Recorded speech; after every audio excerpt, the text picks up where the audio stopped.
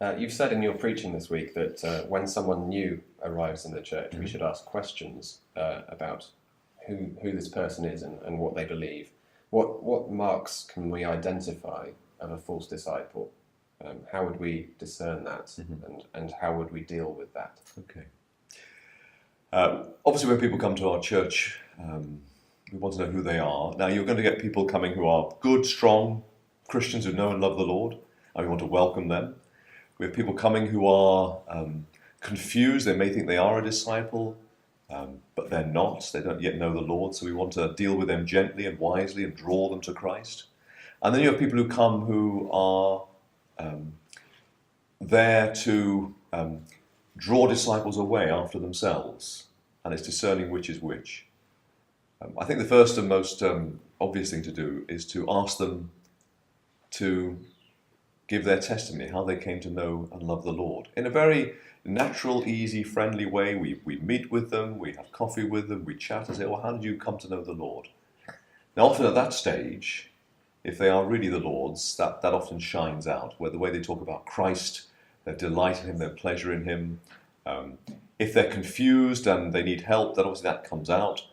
And if they are someone who's come in to draw disciples away from themselves, sometimes at that point, a little amber light goes off, little bells start to ring, because something doesn't quite ring true.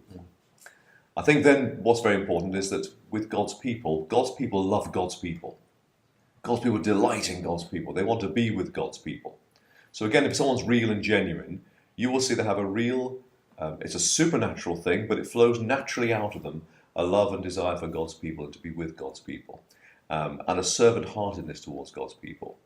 If someone is a false disciple, or someone who's trying to draw disciples away, in my experience what I found is that they start picking and choosing who they will associate with.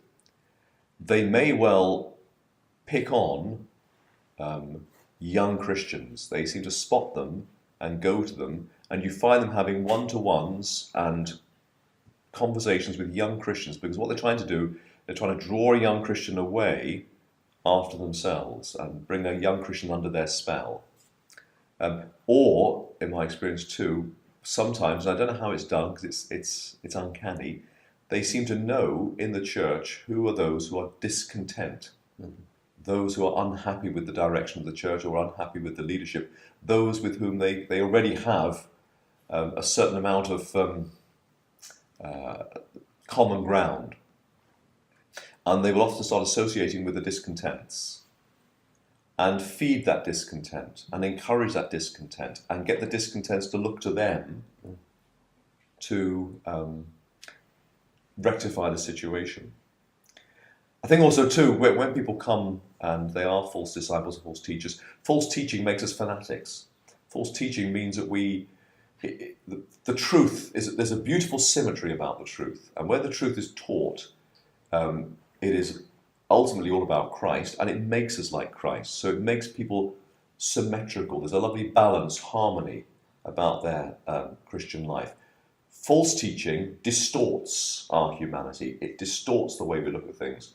So you find that often these people are fanatical about things, or they have an unhealthy bias towards a particular teaching or view. For example, we had two men came to our church, and when we celebrated the Lord's Supper, they said to me, how would you feel if we brought our own bread when you break bread? Because we think that the biblical way to have the Lord's table is with unleavened bread. You don't use unleavened bread. We will bring our own bread and have the Lord's table between us. And I said, well, this is ridiculous, because the whole point about the one loaf is because we're one people and we are the one people sharing the one Christ. So immediately, even in their behaviours, they were saying, well, actually, we're not part of you. So you find often bizarre things. They are fanatical about something. They won't leave something alone. They keep going back to it. You find that when you talk about them, everything ends up either back at Israel or back at the millennium or back at some strange teaching, and you can get caught up in endless arguments and discussions with them. And it's because that is what the error does. It makes us fanatics. One of the interesting things that Paul says to Timothy in 2 Timothy chapter 4 and verse 5, having spoken about false teachers and false teaching, he says to Timothy, Timothy, keep your head. Don't you become a fanatic. And I think that's very important.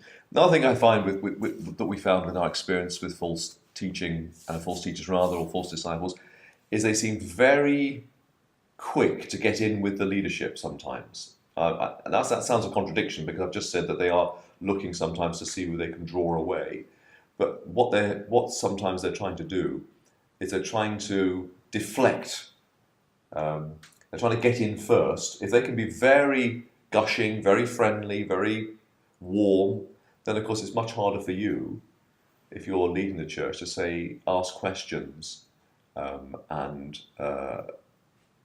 find out what they're really up to. So sometimes I've had people come to me and said, oh, you're my pastor. They've only been there for about 2 weeks. You're my pastor. This is the church for me. Oh, this is marvellous.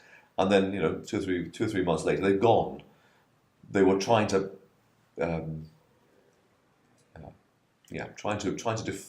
to deflect anything that might come their way. The final thing I would say, this might sound a funny thing because it's not in the Bible, but I always ask my wife. I often ask some of the women in the church.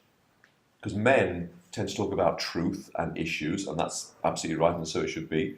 But sometimes women pick up body language quicker than the men do. They pick up little things which show that this person doesn't ring true. This person is not what they seem. This person, what they're presenting is actually what they're not that behind it. And I think what's very important then, in all our dealings, is that we don't accept people on their own estimation of themselves. We don't just take their word for it.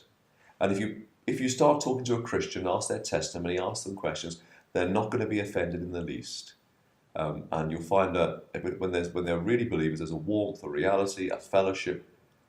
But with false disciples, false teachers, they're trying to say, I am like this, because actually behind it, they're like this. Okay, thank you.